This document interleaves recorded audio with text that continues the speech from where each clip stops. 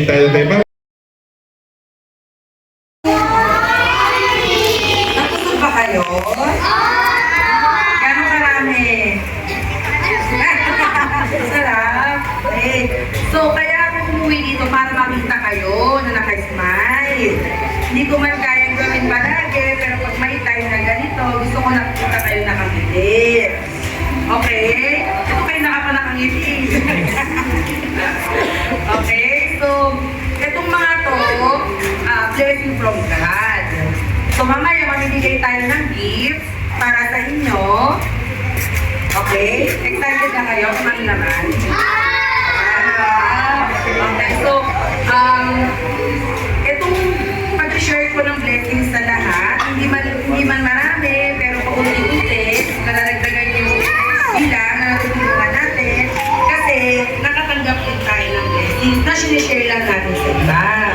So, gusto ko, paglaki nyo, pag kayo na rin tumulong, gagawin nyo rin yung ganito, okay ba yun?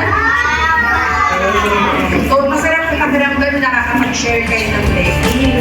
Hindi naman yun sa dami, hindi naman yun sa presyo. Pagka na talaga nakakapag-share kayo ng blessing. So, paglaki nyo, next time kayo naman maabangan doon na pag-share ng blessing sa iba. Okay ba yun?